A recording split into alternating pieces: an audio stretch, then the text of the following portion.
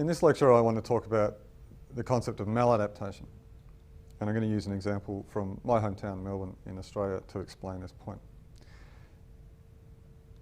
It's becoming clear that some of the things that we might be doing to respond to climate change are actually making things worse or increasing vulnerability in various ways, and this is the concept of maladaptation, which we can define as action taken with the intention of avoiding or reducing vulnerability, but it actually has adverse impacts or increases the vulnerability of other systems, sectors or social groups. And one example of this, if you recall the lectures last week, would be the forced relocation of people from islands. That would clearly be a maladaptation. It would make things worse, if you recall those lectures. And today I want to give another example about maladaptation. Can break up the dimensions of maladaptation, the way things might get worse, into 5 categories. That is outcomes that had the action not happened, relative to alternatives, increase emissions of greenhouse gases, make the most vulnerable more vulnerable, have high opportunity costs, things we probably could have done better instead, reduce incentives to adapt into the future, and create path dependencies that limit the choices available to future generations.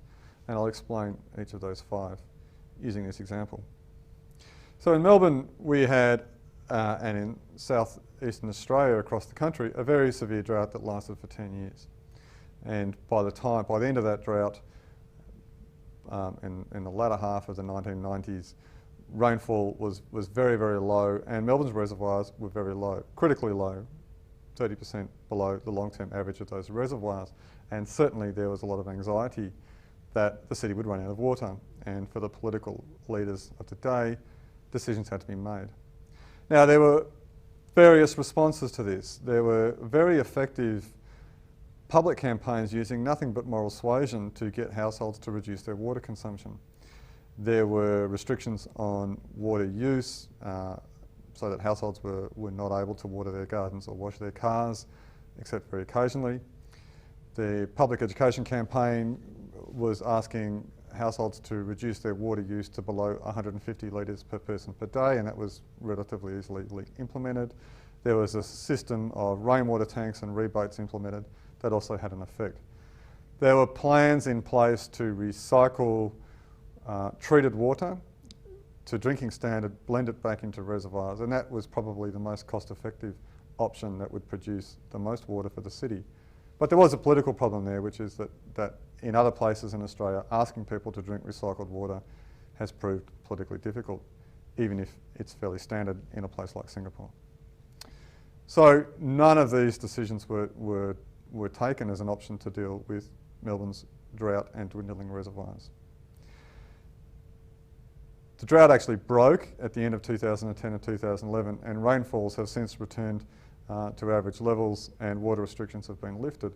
But before that happened in the late 1990s, a decision was made to build a very large desalinisation plant, the largest in the Southern Hemisphere.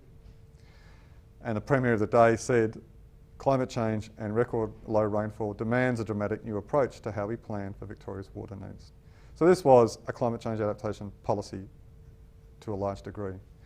And the desalinisation plant was built to a capacity that would supply the city with 150 gigalitres of water per annum.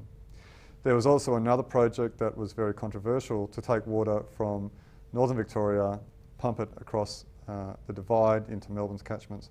That would, when it was operating, in theory provide 75 gigalitres of water per annum. The desalinisation plant was built under a private contract, and there are various issues around the paying for that through water bills that have created a lot of controversy, and the operator will get paid even if water need not be produced. So this was maladaptive for a few reasons. First, it increases emissions of greenhouse gases. Desalinisation takes a lot of energy, pumping water takes a lot of energy. So the problem here was about decreasing rainfall, increasing the risk of water supply, leading to a desalination plant, and certainly the outcome is increased supply of water in those years when it's necessary to operate the plant. However, a consequence of this has been a significantly large increase in the state's greenhouse gas emissions, and so we're amplifying the problem of climate change through our adaptation response.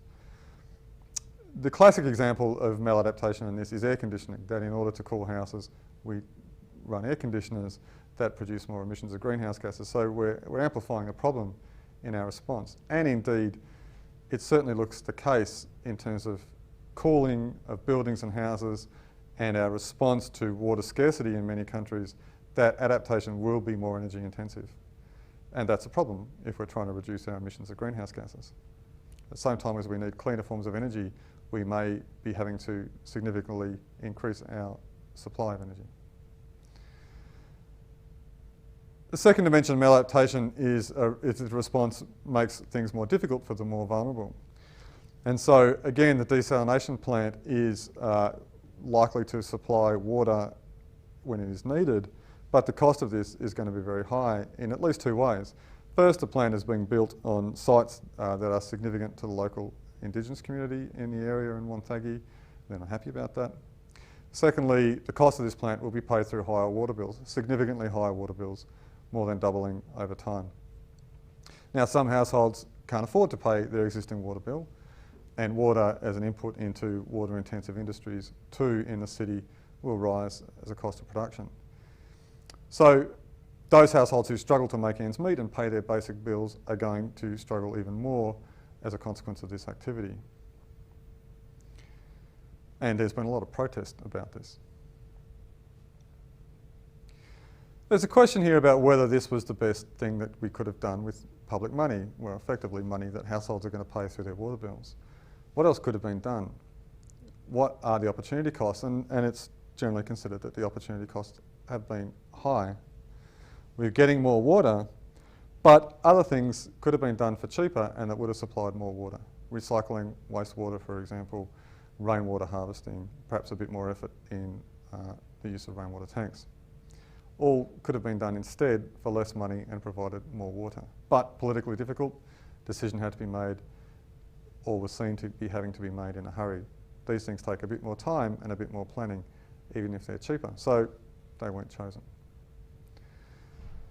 There's another question here too about if a response would appear to solve the problem, then other options and motives and incentives to adapt are foreclosed upon.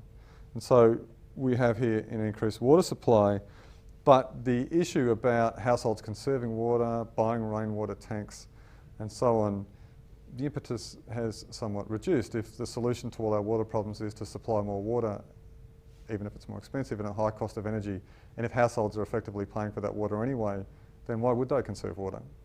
Their incentive to do so falls away fairly considerably under this policy.